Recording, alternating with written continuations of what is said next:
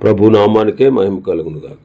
కూడి వచ్చిన మీ అందరికీ, కర్మల ఆత్మీయ సహవాస సంఘ విశ్వాసులందరికీ మన ప్రభువును ఆయన ప్రియ కుమారుడునైన యేసుక్రీస్తు వారి శ్రేష్టమైన నామలో శుభములు మరియు అందరికీ వందనాలండి.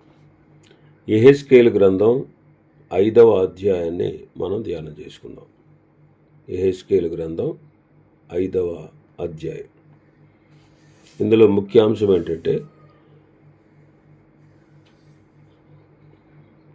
తల వెంట్రుకలు గొరిగించుకొనుట. ఇదొక సూచన అన్నమాట. మొదటి వచనం చదువుదాం. మరియు నరపుత్రుడా, నీవు మంగళ కత్తి వంటి వాడిగల కత్తి ఒకటి తీసుకొని నీ తలను గడ్డమును క్షౌరము చేసుకొని త్రాసు తీసుకొని ఆ వెంట్రుకలను తూచి భాగములు చేయము. పట్టణమును ముట్టడి వేసిన దినములు సంపూర్ణమైనప్పుడు నీవు పట్టణములో వాటి 3వ భాగమును కాల్చి 2వ భాగమును తీసి ఖడ్గము చేత హతము చేయు రీతిగా దానిని చుట్టూ విసిరి కొట్టి మిగిలిన భాగము గాలికి ఎగిరిపోనిమ్ము. నేను ఖడ్గము దూసి వాటిని తరుముదును. అయితే వాటిలో కొన్నింటిని తీసుకొని నీ చెంగున కట్టుకును. పిమ్మట వాటిలో కొన్నిటిని మరలా తీసి అగ్నిలో వేసి కాల్చుము. దాని నుండి అగ్ని బయలుదేరి ఇశ్రాయేలు వారందరినీ తగులబెట్టును. తల వెంట్రుకలు గొరిగించి భాగములుగా చేయుట. ఈ 4 వచనాల్లో మనం చూస్తాం. యెహెజ్కేలు వారి మధ్య సూచనగా ఉన్నాడు. సూచన అంటే ఏంటంటే తానేమి బోధిస్తున్నాడో అది చేసి చూపించుట. తానేమి బోధిస్తున్నాడో అది చేసి చూపించుట. 12వ అధ్యాయం 11వ వచనం చదువుదాం ఒకసారి. యెహెజ్కేలు గ్రంథం 12:11. కాబట్టి వారికి ఈ మాట చెప్పుము, నేను మీకు సూచనగా ఉన్నాను. నేను సూచించినది వారికి కలుగును. వారు చెరలోనికి పోయి దేశాంతర నివాసులగుదురు. నేను మీకు సూచనగా ఉన్నాను అన్నారు. 24వ అధ్యాయం 24వ వచనం. యెహెజ్కేలు మీకు సూచనగా ఉండును. అతడు చేసినదంతటి ప్రకారం మీరును చేయుదురు. అది సంభవించినప్పుడు నేను ప్రభువైన యెహోవానై ఉన్నానని మీరు తెలుసుకుందురు. యెహెజ్కేలు మీకు సూచనగా ఉండును. యెహెజ్కేలు మన భాగంలో సూచనగా ఉన్నాడు.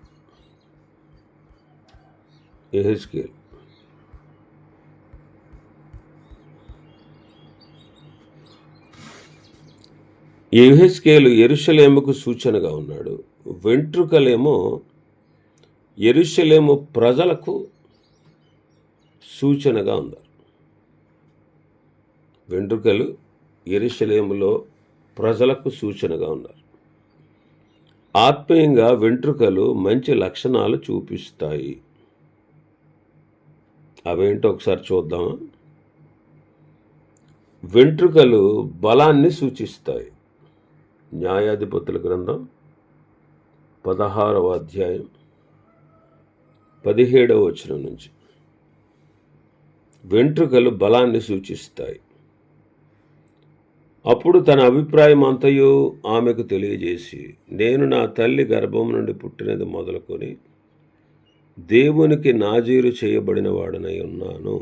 నా తల మీదికి మంగళ కత్తి రాలేదు. నాకు క్షౌరము చేసిన ఎడల నా బలము నాలో నుండి తొలగిపోయి ఇతర మనుషుల వలె అవుదునని ఆమెతో చెప్పాను. సంసోను దెలీలాకు తన బలములో ఉన్న రహస్యమేంటో చెప్పాడు. తన బలము తన వెంట్రుకలు. మరి మనం కూడా ఆత్మీయంగా బలవంతులుగా ఉండాలి. మరి ఆత్మీయంగా బలవంతులుగా ఉండాలంటే విశ్వాసం ఉండాలి. విశ్వాసం ఉండాలి.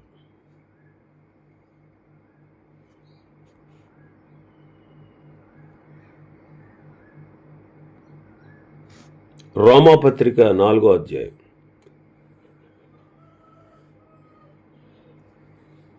రోమాపత్రిక 4వ అధ్యాయం 19వ వచనం నుంచి. మరియు అతడు విశ్వాసమందు బలహీనుడు కాక రమారమి 100 ఏండ్ల వయస్సు గలవాడై ఉండి అప్పటికి తన శరీరము మృతతుల్యమైనట్టును శారా గర్భమును మృతతుల్యమైనట్టును ఆలోచించును. కానీ అవిశ్వాసము వలన దేవుని వాగ్దానమును గూర్చి సందేహింపక దేవుని మహిమపరిచి ఆయన వాగ్దానము చేసిన దానిని నెరవేర్చుటకు సమర్థుడని రూఢిగా విశ్వసించి విశ్వాసము వలన బలము పొందెను. మనం బలం పొందాలంటే మనలో ఉండాల్సింది విశ్వాసం. విశ్వాసము ద్వారా మనము బలం పొందగలం. వెంట్రుకల బలానికి సూచన. మనము ఆత్మీయంగా బలవంతులుగా ఉండాలి. మరి ఆ బలాన్ని ఎలా మనం సొంతం చేసుకోగలమంటే విశ్వాసము ద్వారా. లోకాసువార్త 21:36.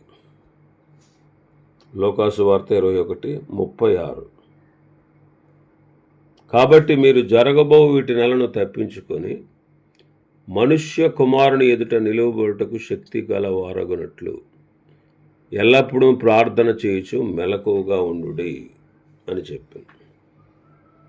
ప్రార్థన ద్వారా బలం. యోహాను మొదటి పత్రిక 2వ అధ్యాయం 14వ వచనం. చిన్నపిల్లలారా, మీరు దేవుని ఎరిగి ఉన్నారు, తండ్రిని ఎరిగి ఉన్నారు కనుక మీకు రాయుచున్నాను. తండ్రులారా, మీరు ఆది నుండి ఉన్నవానిని ఎరిగి ఉన్నారు కనుక మీకు రాయుచున్నాను. యవనస్తులారా, మీరు బలవంతులు, దేవుని వాక్యము మీ యందు నిలుచుచున్నది, మీరు దుష్టుని జయించి ఉన్నారు గనుక మీకు రాయుచున్నాను. దేవుని వాక్యము మీ యందు నిలుచుచున్నది, మీరు బలవంతులు, అందుకే దుష్టుని జయించగలిగారు అంటారు. కాబట్టి వాక్యము ద్వారా బలం.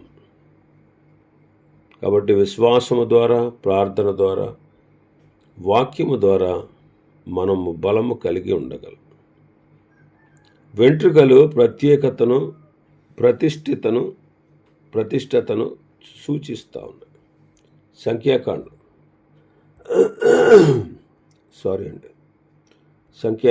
6వ అధ్యాయం 5వ వచనం. అతడు నాజీరగుటకు మ్రొక్కుకున్న దినములన్నిటిలో మంగళ కత్తి అతని తల మీద వేయవలదు. అతడు యెహోవాకు తన్ను తాను ప్రత్యేకించుకున్న దినములు నెరవేరు వరకు అతడు ప్రతిష్ఠితుడై తన తల వెంట్రుకలను ఎదుగనియ్యవలెను. దేవుని కొరకు నాజీరు చేయబడిన వాడు తల వెంట్రుకలు ఎదుగనియ్యవలెను. మంగళ కత్తి అతని తల మీద వేయకూడదు. అతడు యెహోవా కొరకు ప్రత్యేకించుకున్న దినములు నెరవేరు వరకు అతడు ప్రతిష్ఠితుడై ఉండవలను.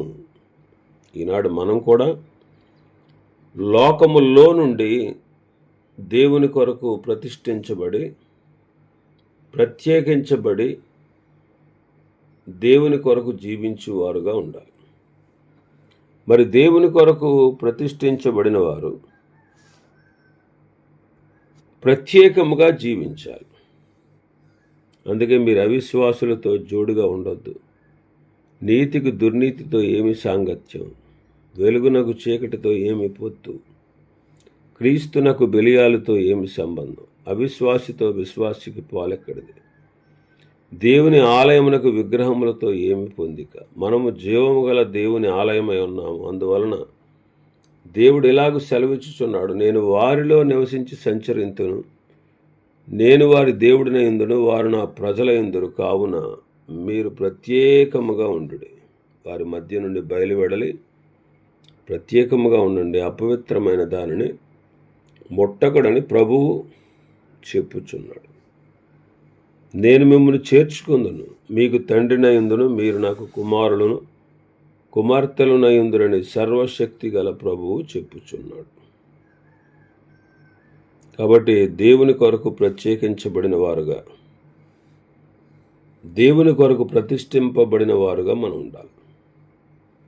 యోహాను సువార్త 17వ అధ్యాయం 19వ వచనం. యోహాను సువార్త 17:19. వారును సత్యమందు ప్రతిష్ఠ చేయబడినట్లు వారి కొరకై నన్ను ప్రతిష్ఠ చేసుకొనుచున్నాను. కాబట్టి తల వెంట్రుకలు ప్రత్యేకతను ప్రతిష్ఠితను సూచిస్తాను. మూడవది, వెంట్రుకలు ఘనతకు సూచన.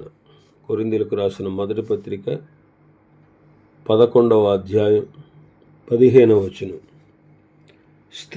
స్త్రీకి తల వెంట్రుకలు పైట చెంగుగా ఇయ్యబడెను గనుక ఆమె తల వెంట్రుకలు పెంచుకొనుట ఆమెకు ఘనము. తల వెంట్రుకలు పెంచుకొనుట ఆమెకు ఘనము. వెంట్రుకలు ఘనతకు సూచన. ఘనత ఎలా కలుగుతుంది అంటే పరిశుద్ధ జీవితాన్ని బట్టి కలుగుతుంది. ఘనత ఎలా కలుగుద్ది అంటే పరిశుద్ధ జీవితాన్ని బట్టే కలుగుతుంది.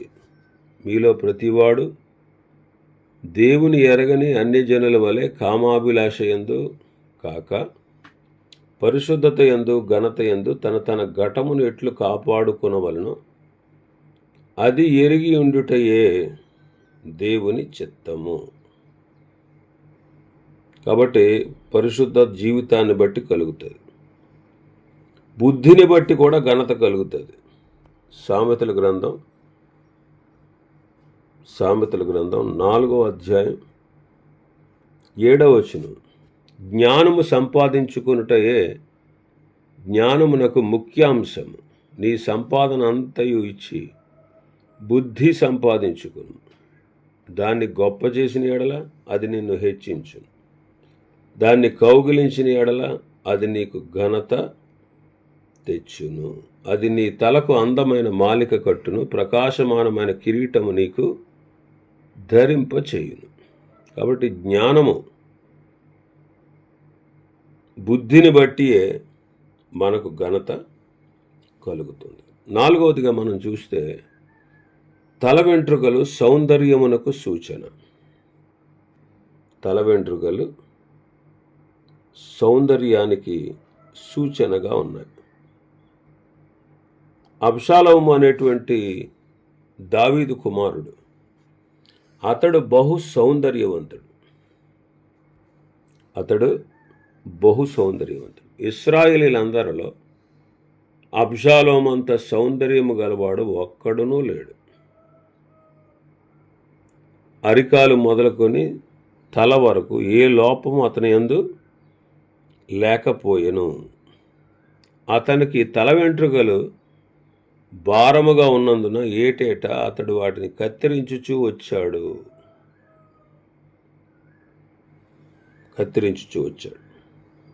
కాబట్టి వెంట్రుకలు ఇక్కడ సౌందర్యాన్ని సూచిస్తూ ఉన్నాయి. పరమగీతము 5:11. అతని శిరస్సు అపరంజి వంటిది, అతని తల వెంట్రుకలు కాకపక్షముల వలె నల్లనివి, అవి నొక్కులు నొక్కులుగా కనబడుచున్నవి. కాబట్టి మనము ఆత్మీయంగా తల వెంట్రుకలు సౌందర్యానికి సూచన. కాబట్టి మనం కూడా ఆత్మీయంగా సౌందర్యవంతులుగా సౌందర్యము కలిగిన వారుగా ఉండాలి. కీర్తనకారుడు 45వ కీర్తన అంటాడు, కీర్తన 45, 10-11 వచనాలు. కుమారి ఆలకించుము, ఆలోచించి చెవియొగ్గుము, నీ స్వజనమును నీ తండ్రి ఇంటిని మరువుము. ఈ రాజు నీ ప్రభువు, అతడు నీ సౌందర్యమును కోరినవాడు, అతనికి నమస్కరించుము.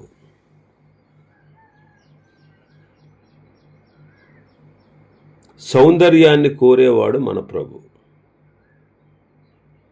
అది బాహ్య సౌందర్యం కాదు, ఆంతరంగిక సౌందర్యం. అది పరిశుద్ధమైన సౌందర్యం. 96వ కీర్తన 8-9 వచనాలు. యెహోవా నామమునకు తగిన మహిమ ఆయనకు చెల్లించుడి. నైవేద్యము తీసుకుని ఆయన ఆవరణంలోనికి రండి. పరిశుద్ధాలంకారములు ధరించుకుని యెహోవాకు నమస్కారము చేయుడి. సర్వభూజనులారా ఆయన సన్నిధిని వణకుడి అంటాడు. కాబట్టి పరిశుద్ధ అలంకారము అంటే సౌందర్యము అంటే పరిశుద్ధ అలంకారం అన్నమాట. కళంకము లేని జీవితం. పరమగీతము 4వ అధ్యాయం 7వ వచనం. నా ప్రియురాలా, నీవు అధిక సుందరివి, నీ యందు కళంకమేమీ లేదు. సౌందర్యం అంటే కళంకము లేని జీవితం. అందుకే పేతురు గారు తన మొదటి పత్రికలో 3వ అధ్యాయంలో చెబుతారు, 3వ వచనం నుంచి, జడలు అల్లుకొనుటయు, బంగారు నగలు పెట్టుకొనుటయు, వస్త్రములు ధరించుకొనుటయునను వెలపటి అలంకారము మీకు అలంకారముగా ఉండక, సాధువైనట్టి మృదువైనట్టియునైన గుణమును అక్షయ అలంకారము గల మీ హృదయపు అంతరంగ స్వభావము మీకు అలంకారముగా ఉండవలను. అది దేవుని దృష్టికి మిగుల విలువ గలది అంటున్నాడు. వెలుపటి అలంకారము కాక సాధువైన మృదువైన గుణము గల అంతరంగ స్వభావం మనం అలంకరించుకోవాలి. అది దేవుని దృష్టికి మిగుల విలువ కలదు. 5వదిగా మనం చూస్తే, వెంట్రుకలు గొరుగుట సిగ్గుకు, అవమానమునకు, అంగలార్పుకు సూచన. సిగ్గుకు, అవమానానికి, అంగలార్పుకు సూచన. ఏది? తల వెంట్రుకలు గొరిగించుకొనుట. యెహెజ్కేలు గ్రంథం 7వ అధ్యాయం 18వ వచనం. వారు గోనెపట్ట కట్టుకుందరు, వారికి ఘోరమైన భయము కలుగును, అందరూ సిగ్గుపడుదురు, అందరి తలలో బోడి అగును. అందరి తలలో బోడివి అగును అంటాడు. ఇక్కడ సిగ్గు కనబడతా ఉంది. సిగ్గు కనబడతా ఉంది.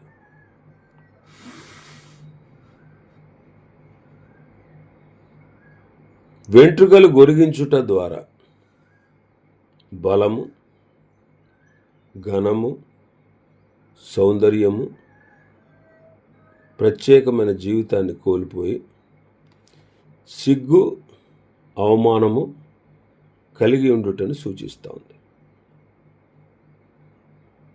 యెరూషలేము ఆత్మీయంగా పై ఆధిక్యతలన్నిటినీ పోగొట్టుకుని అవమానకరమైన స్థితికి వచ్చింది. అవమానకరమైన స్థితికి వచ్చింది. ఇక్కడ ప్రభు అంటారు, వెంట్రుకలు గురించి 4 భాగములుగా చేయాలి.